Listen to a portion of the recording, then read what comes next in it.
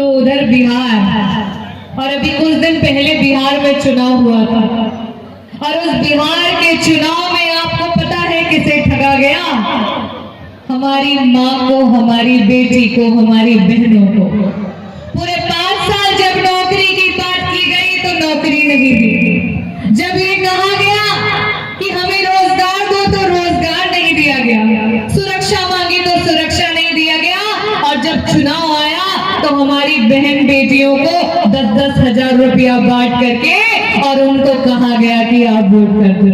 तब भी उन्होंने माननीय नीतीश जी का चेहरा देख करके वोट किया, और आज इतना बड़ा धोखा हो रहा है कि उन्हें भी मुख्यमंत्री की कुर्सी से रफा दफा किया जा रहा है।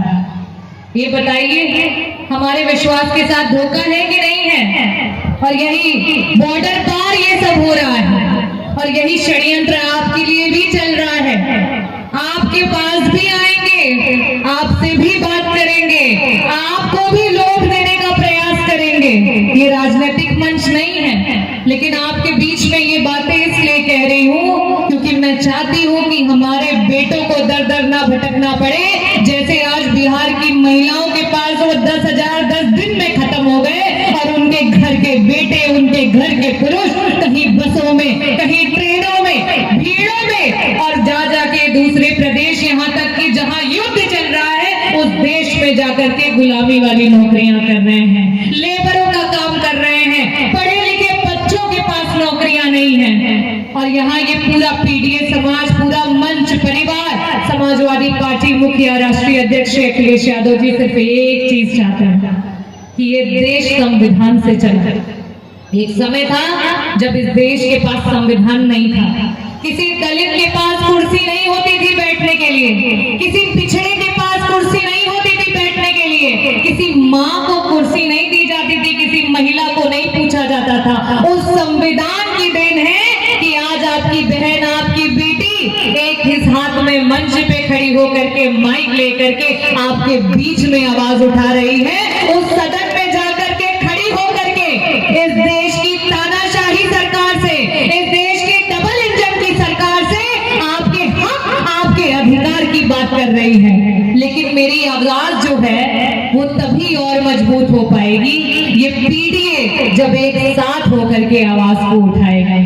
मैं बहुत सारा आशीर्वाद देती हूँ ये नववर और वधू को, लेकिन चाहती हूँ कि आने वाले समय में मात्र 7-8 महीने में अब चुनाव होने वाला है। मेरे ये जो बच्चे, जो बेटे, जो शादी के एक नए पहल पे बंध रहे हैं, उनके सहरे पे नौकरियों का जो है, उनके सर पे सहरा बंद है नौकरियों का, और वो खुशी सिर्फ कुशीनगर की महिलाएं ही दे पाएंगी।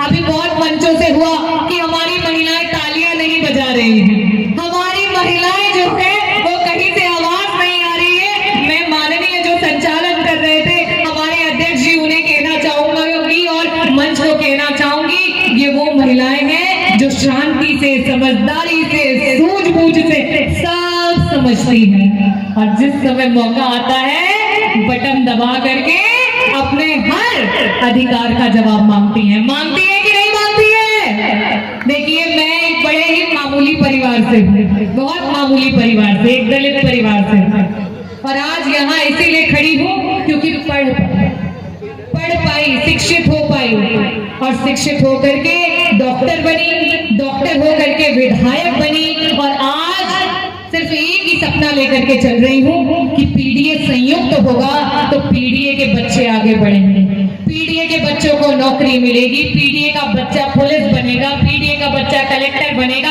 पीडीए का बच्चा डॉक्टर बनेगा, पीडीए का बच्चा इंजीनियर बनेगा, पीडीए का बच्चा डीएम बनेगा, पीडीए का बच्चा जो है आगे जा करके पूरे विश्व में नाम रोशन करेगा। लेकिन वही अगर शिक्षा को छीन लिया जाएगा, पढ़ाई के स्तर को खराब कर दिया जाएगा, तो पीडीए का परिवार सिर्फ हाथ में झोला लेकर राशन की दुकान पर मुफ्त के राशन के लिए खड़ा रहेगा, और वही ये सरकार चाहती है। एक बेटी अपने माँ से कहती है कि ए माई आज कुछ अच्छा खाए का मन करत बा, का बनेबू? तो माई कहती है कि अरे जो मिले बा वही तो बने। काहे? क्योंकि आज हमारा जो परिवार है, आज हमारे जो लोग हैं नौकरी नहीं, रोजगार नहीं, व्यवसाय नहीं, और उसी आश्रित है उसी राशन पे। लेकिन मैं चाहती हूँ कि चाहे पीडीए का कोई भी परिवार हो, वो अपने आप से जो चाहे वो खरीद के खा सके, ऐसी सरकार लेकर के आनी है। ऐसी सरकार को कुर्सी पे बिठाना है कि हमें किसी के सामने हाथ ना फैलाना पड़े। हाँ, वो सरकार ऐसी नौकरी दे कि हमारा बच्चा जो चाहे वो राशन लेकर के आए और हमारे घर में भी पूरी हलवा पकवान जब चाहे बनाए और जब चाहे खाए, किसी का मोहताज ना होना पड़े। बताइए, ये कोई गलत बात है? ये कोई गलत सोच है? हमें 10-10 हजार रुपया नहीं चाहिए। ये 10,000 रुपया 5 साल में एक बार देंगे, जैसे बिहार में दिया था, और उसके बाद 10 दिन में पैसा खत्म हो जाएगा। कोई घर में बीमार हो गया, इलाज कराए तो 10 का 1 लाख रुपया खत्म हो जाएगा। पढ़ाई के लिए सरकारी जगह कोई अच्छी पढ़ाई नहीं है, प्राइवेट में जाएंगे तो लाखों लाख रुपया लग जाएगा, लेकिन वही 10,000 के चंगुल में फंस जाएंगे तो आगे नहीं बढ़ पाएंगे। हमें ऐसा सरकार, ऐसे लोग चाहिए जो कुर्सी पे जब बैठे तो हमारे बच्चों के पास सालाना लाखों लाख रुपया आना चाहिए। मानते हैं?